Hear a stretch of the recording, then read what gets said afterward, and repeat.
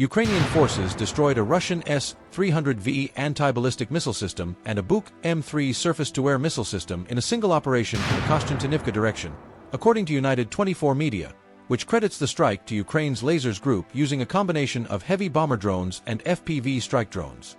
The S-300V is a specialized system originally designed for anti-ballistic and theater missile defense, distinct from Russia's more common S-300P variants. Per reporting from United24 Media, Russia has increasingly been forced to push S-300V units into general frontline air defense roles, a role they weren't originally built for, largely because sustained Ukrainian strikes have depleted the more suitable Buk systems that would normally cover that gap. The Buk-M3 destroyed in the same operation is one of the newer components of Russia's layered air defense network, introduced into service in 2016.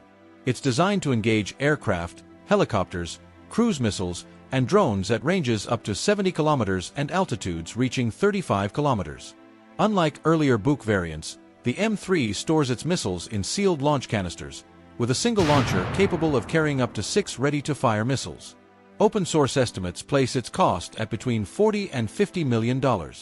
Footage and OSINT analysis circulating from this and related strikes describe a pattern where one targeted Buk-M3 launcher was caught empty, avoiding a larger secondary explosion, while a second, fully loaded system reportedly triggered a much larger ammunition cook-off when hit, consistent with a launcher that had just been reloaded and was preparing to deploy.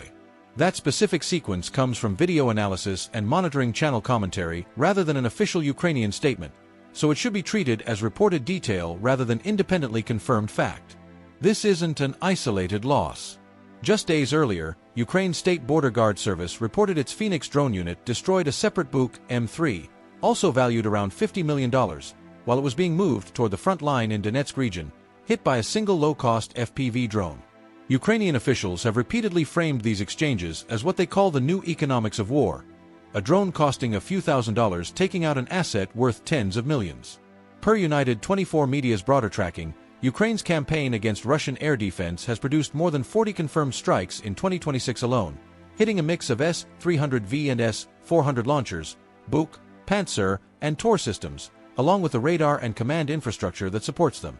Destroying radars specifically remains a priority, since interceptors and launchers are far less effective without the sensors that cue them onto targets in the first place. The cumulative effect, according to Ukrainian officials and independent trackers, is a Russian air defense network under sustained pressure, forced to rely more heavily on less suited systems like the S-300V to plug gaps left by Buk and Pantsir losses, while radar coverage in some sectors thins out. Official tallies confirm dozens of destroyed systems, though various OSINT trackers and Ukrainian units argue the real total is likely higher, given how many strikes go unconfirmed or unreported by either side. None of this suggests Russian air defense is collapsing outright. It remains a large, layered network. But each confirmed loss narrows the coverage in specific sectors, and a string of losses concentrated around the same frontline direction, as with this Kostiantynivka strike, can open real gaps for Ukrainian strike drones and aircraft operating nearby in the following days. One S-300V, one Buk-M3, roughly $50 million in confirmed losses in a single operation.